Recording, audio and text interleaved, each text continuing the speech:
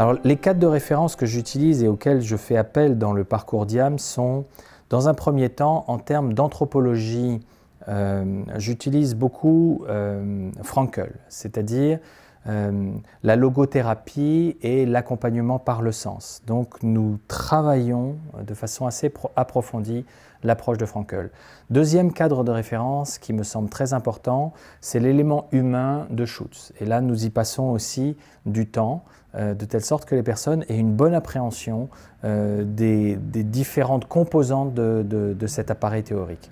Troisième appareil théorique qui est extrêmement important et qui va finalement être un fond d'écran continu, c'est l'analyse transactionnelle. Parce que l'analyse transactionnelle est un ensemble de au moins 3 à 5 théories, une théorie de la personnalité, une théorie de la relation et de la communication, une théorie de l'organisation, outre la théorie de la thérapie et la théorie de la supervision.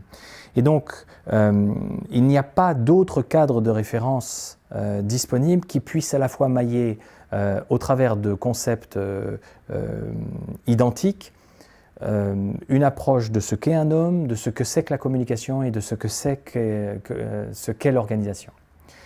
Donc, en matière d'organisation, hein, le cas théorique, c'est la théorie organisationnelle de Berne. Autre outil théorique que je propose d'approfondir, c'est donc la ProcessCom de T.B. Keller. L'avantage, c'est que T.B. Keller était un disciple de Berne, donc un transactionnaliste. Et donc là encore, on va avoir une énorme cohérence avec l'analyse transactionnelle et pour pouvoir poser des diagnostics individuels sur les personnes. Autre cadre de référence que j'utilise et on ne peut pas s'en exonérer, c'est un certain nombre d'outils de la programmation neurolinguistique qui permet notamment d'avoir une approche très ciblée pour le travail des croyances, pour le travail des valeurs, pour le travail des représentations. Autre cadre de référence auquel je fais appel, c'est l'approche systémique.